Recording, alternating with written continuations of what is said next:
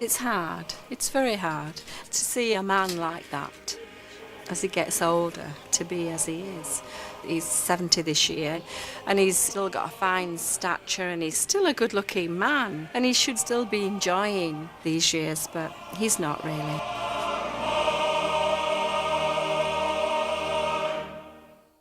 This is the extraordinary story of an exceptional man. John Charles was a brilliant defender, a devastating striker, and voted above the likes of Maradona and Platini as the best foreign player ever to play in Italy. At his peak, he didn't need to marry a pop star. He was one. Yet John Charles remains the best footballer you never heard of. John was one of the greatest players that the game has ever seen. There'll only ever be one John Charles. He's one of the greatest footballers, all-round footballers I've ever seen in my life. John è un personaggio mitologico, in realtà non è stato un calciatore normale, è stato un calciatore straordinario. I've travelled with him over Europe and wherever he is, everybody knows him. I talk to people in England and they say, John who? I think if he's English, maybe he would have got more recognition. Where have you been? You've been living on Mars or something. When Turin, he's a god. They wish he was 23 now and he could come back and play for them. Se mi dicessero, senti, c'è un John Charles in Inghilterra, verrebbe in Italia solo se tu vai a prenderlo e lo porti in spalla. Io parto, vado a prenderlo, lo porto a Torino. He's a god. All the football supporters love him, absolutely love him. I've seen men come up to him and go on the knees and cry. Oh, sì, sì. William John Charles was born in Swansea in 1931 into a football family that lived on a football street. His talent was spotted early on and he was a key member of the legendary Swansea schools team of the 1940s before joining the ground staff at the Vetch Field. But Big John never actually played for Swansea's first team because another club had their eyes on him. At the age of 16, he signed for Leeds United, then in the English second division. I went over to my mother now, and she says, you can't go. So I said, why? She said, you haven't got a passport yet. You know, for people like who lived in Swansea, she'd never been out to Swansea, so, you know. Leeds United was managed by Major Buckley, who was quite a big name in football. And he always said he was the greatest player he'd ever seen. I started off at left half, actually. And then Major Buckley changed me to centre half. And then he changed me to centre forward. And then he changed me to inside right. So I went through all the rigmarole of playing in every position, really. From the time John Charles played professional footballer, he became a star overnight. The first time I saw him was actually on a Saturday before a game, and this huge, strong young man walked in and somebody said, that's John. Oh, You couldn't stop. I mean, this guy is something special. You name whatever was necessary to be a player, and John had it. John did all the simple things in football. He wasn't a Stan Matthews and twisted and turned. John did everything simple. The best header of a ball I've seen. When he headed the ball, that ball was solid. Now, with the ball being as it is, he probably head it about 100 yards, probably further than I could probably kick it. I had quite a few photographs, one with him above the goalkeeper. He was flying in the air above the goalkeeper. Incredible. I've seen John score goals from the edge of the penalty area. From balls that were played out, he'd pick his button, and I used to swear blind that his head came to a point, you know. And he said, I've got pictures of him with his eyes open heading the ball. Very poetic in his movements, 2 magnificent feet. He could knock balls from the middle of the field with either foot. So accurate, really exceptional. He had everything. He had the height, he had the skill, he was a good passer of the ball, a good defender, good scorer. I mean, what else do you want? There's never been another Charles for me. He was so exceptional as a footballer. He's 6'2", 14 stone, physically fit then as a footballer. You don't see footballers 14 stone. And he was very quick, you know. In those days, he was something special, the icon of everybody. We'd all heard of John Charles, even at the age of 20, 21, and even then he was Big John. I never considered myself a player anywhere near the mould of John Charles. At that age, at that time, John was the hero, he was the big man.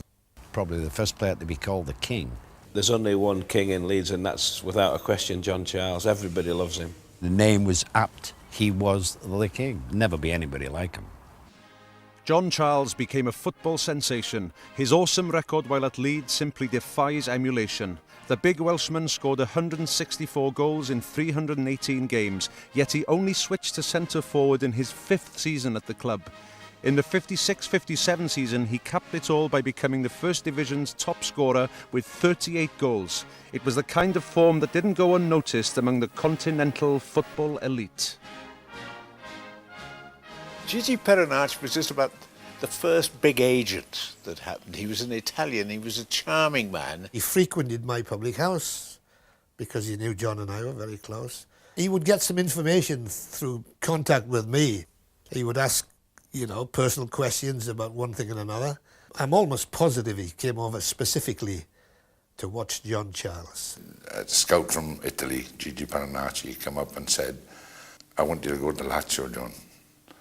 So I says, "All right then." He says, "Lazio is in Rome." So I said, "All right, that's all right with me." And then the next time he come over, he says, "I'm a scout with the Juventus now, so it's in Turin, so it's up north." So he says, "That's the club you want to go if you do go." Contract negotiations were convened at the Queen's Hotel in Leeds. Also present as John's special advisor was a certain BBC football commentator. It was all done in room 233. All the big wigs of Juventus were there. When this offer came along of £65,000 for Charles, it was Italy. There was nobody in this country prepared to give that sort of money then. It wasn't peanuts way back in the 1950s. It was a lot of money, a sensational lot of money. When John went over to Juventus, it was a world record transfer fee at the time.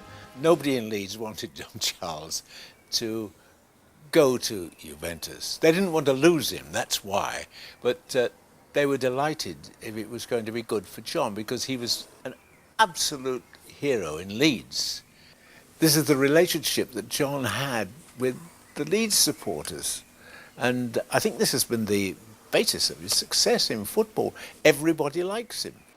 But how would King John be greeted in this new and exotic football domain? I think it must be difficult for some players to go across these foreign countries, for the Italians to accept them. But I think John was such a pleasant guy that nobody could dislike him. It was a bit worried at the beginning, what did it be like, the language difficulties and everything, but you soon get over them. The Italians had this catenaccio form of defence. That was like banging your head against a brick wall. You were severely marked, and that's why, you didn't score that many goals, because you had to get rid of 2 guys. You don't mind getting kicked when you got the ball. That's part of the game. But I mean, when somebody's kicking you and the ball's like 50 yards away, hey, excuse me. I don't know what the supporters felt about it, but it must have been not very pleasant to watch, because it wasn't creative football, it was purely defensive football. Team scored, you could all go home. John played like a gentleman all the time, and he showed how to play. He didn't have to knock people down. He could tackle. He could beat a man on the ball. He was just a different sort of player than the Italians had ever seen. And so in 1957, at the age of 25, John Charles traded the north of England for the north of Italy, and in the process became Britain's greatest football export. It was a journey that changed his life then, and one that he still loves to make 45 years on. But these days, trips to Turin are covered in a shroud. John has been diagnosed as early Alzheimer's. He's not really aware. John has bladder cancer. 3 years ago he had radiotherapy and chemotherapy, which has sort of kept it in remission for the last couple of years. But at the moment, the cancer is back. Every trip to Turin for John Charles is a reminder of the day when he first set foot on Italian tarmac in 1957 as the world's most expensive footballer. Everyone connected with Juventus expected great things from their unprecedented investment. Mi ricordo che tutti aspettavamo questo gigante che ci era preannunciato e non vedevamo l'ora di vederlo. E c'è una fotografia mia che gli metto la maglia, no? E mi sono impressionato. Poi è venuto a casa mia. Io ogni tanto lo facevo, dico, alzati John. Lui non capiva ancora, no? C'era l'interprete, alzati. Poi io andavo vicino, dicevo, ma qui vinciamo tutto. But Big John couldn't win everything by himself. Juve president Umberto Agnelli bought another football god that summer, a tiny Argentinian called Omar Sivori. He was probably the Maradona of those days. John thinks he was the best player he ever played with. He was a bit crackers, really. He only had the left foot, but he was a great, great player.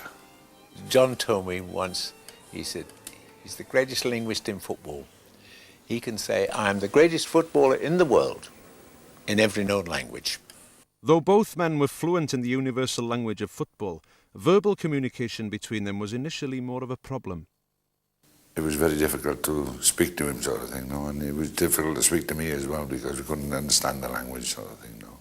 Quei giorni lì di stare assieme, di mangiare assieme, di guardarsi in faccia senza dire una parola, ci ha unito come se avessimo fatto dei lunghissimi discorsi. Once we went on, he spoke a little bit of Italian, I spoke a little bit as well.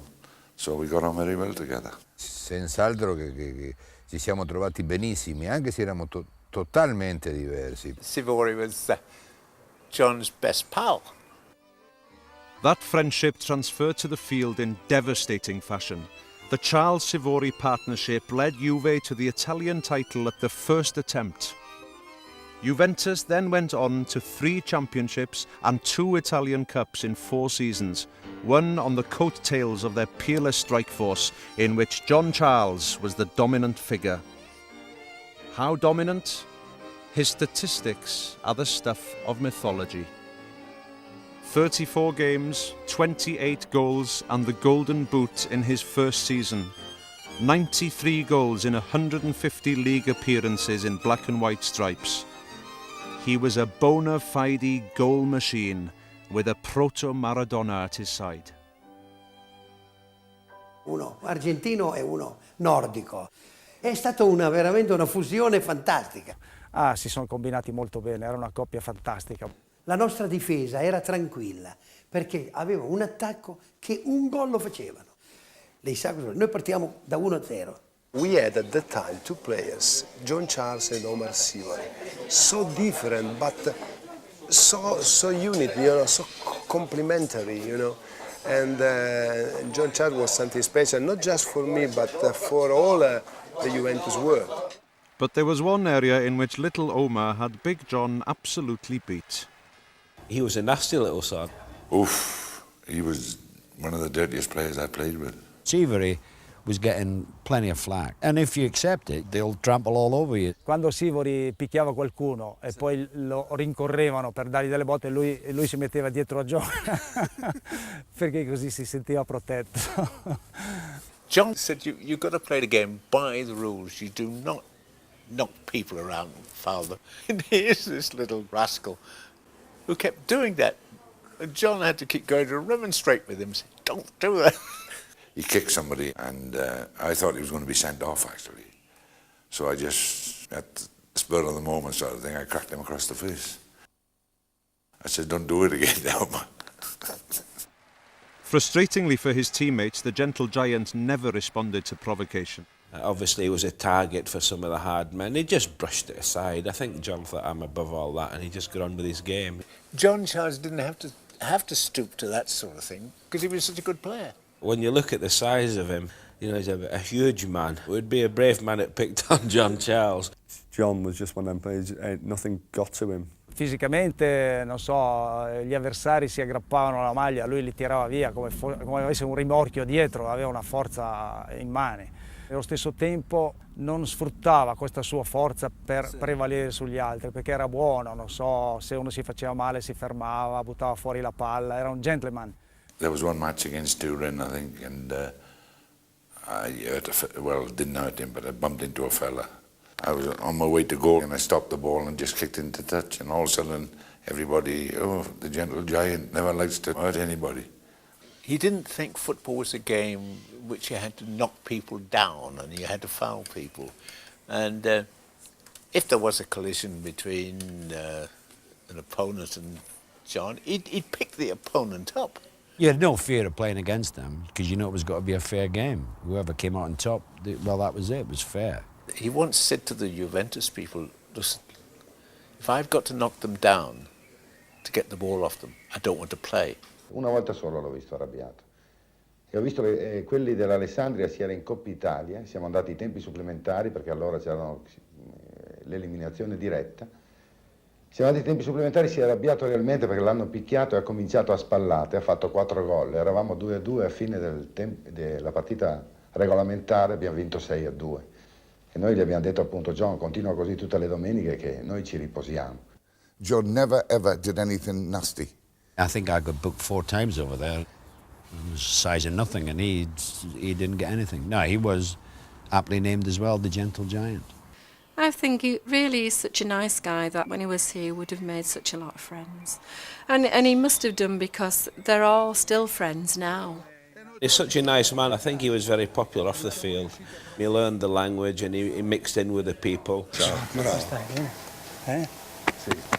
Oh, hello. Nice to see you. Come stai? To see you, nice.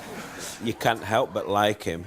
So therefore, the blend of his personality and his footballing ability made him a big, big favourite in Italy.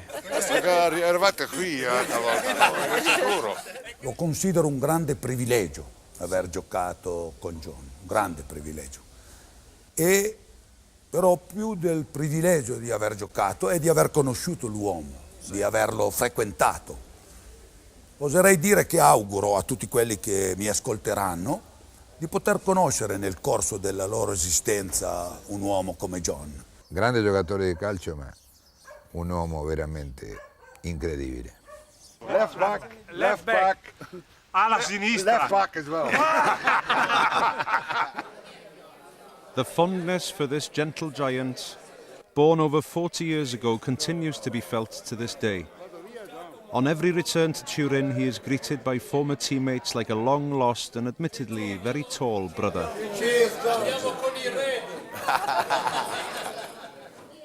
But his exploits on the field are what sustain his legend for the fans.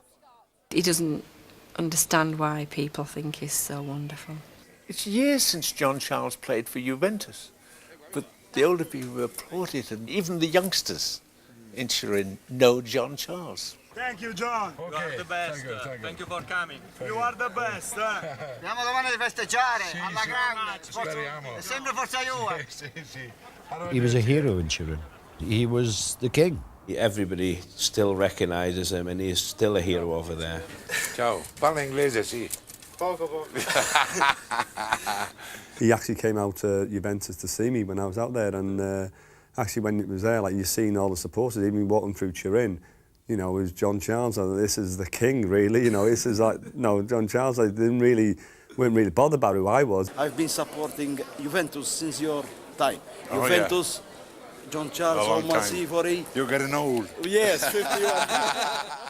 Ho visto Nordal, Maradona, Platini, Gigi Riva al Cagliari, giocatori assolutamente determinanti per la loro squadra. Credo che nessuno abbia fatto mai quello che ha fatto, di questi grandissimi, straordinari giocatori. Nessuno ha mai fatto quello che ha fatto John sul piano del rendimento. He was voted the best foreign player ever to come out of Italy. So when you see the likes of Platini, Maradona and that, it just goes to show how good of a player John Charles was. Thank you. But in those dark days, there was no prospect of the financial rewards for John reflecting his stature in the professional game. The great thing about John Charles, he doesn't want too much out of life. He's not a guy who, you know, goes chasing, or he's impatient, or he gets frustrated because of things that people are earning nowadays, for instance. You know, he's a guy who just takes it all in his stride, and he's very calm, and I think that's what endears him to everybody.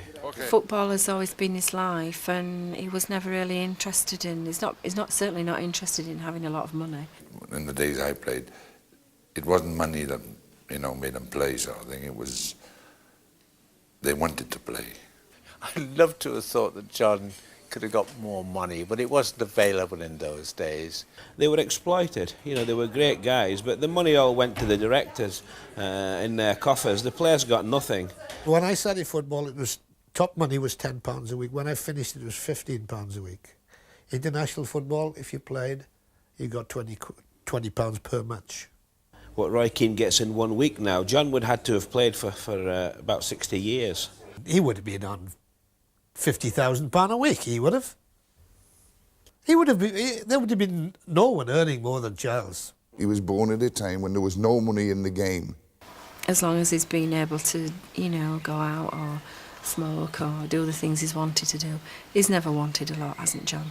John è straordinario anche sotto questo aspetto, perché in realtà io credo che dopo 2 anni che era qui, John non aveva ancora capito come cambiava la sterlina con la lira e la lira con la sterlina, il che ci ha sempre fatto pensare che non avrebbe avuto successo nella sua vita economica, e così è stato.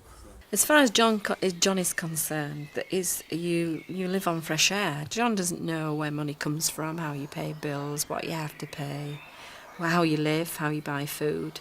For John and his wife at that time and the kids, you know, he would have had certain standards to keep up to, and that would have used all the money John was earning. I think he told me when he first went to Italy he was on something like £18 a week. The good thing about John Charles, though, he's just accepted now and gets on with it. You know, people could have been bitter people. There could be a lot of bitter people. He's not bitter. John dimostra anche che senza denaro si può vivere dignitosamente e benissimo.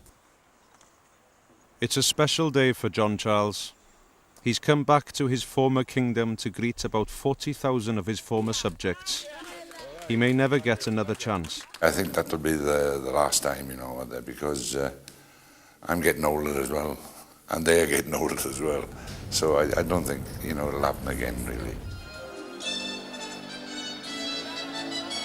I was going to tighten my boots up. I thought I was going to play. Thank you. I know what people are like, but I didn't expect that. I'm crying. I'm crying. A few tears came to my eyes, and it was absolutely wonderful.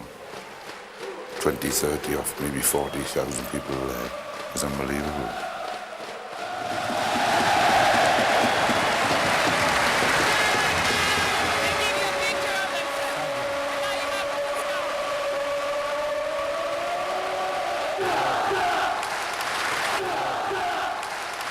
Where you live on memories, really, isn't it? The gentle giant's 5 years at Juventus were the pinnacle of his playing career. After leaving Turin in 1962 for family reasons, he had stints at Leeds, Roma and Cardiff, but never recaptured the defence-shattering form that had elevated him to Grand Master status. You just think you're going to go on playing till you're 90 sort of thing, no? But it doesn't happen, does it? For John, leading a mortal existence was always going to be difficult after a life among the gods. But divorce and failed business ventures never dampened his spirits. His new life with Glenda was made even more complete last year when he was awarded the CBE. It's absolutely wonderful. Something that I think he really deserves. A lad from Swansea and to get one of these, I think is wonderful. I would say to any young lad, try and follow the example of John Charles and you won't go far wrong. 16 ton, what do you get? Another day older and deeper in debt. St. Peter, don't you call me 'cause I can't go. I owe my soul to the company store.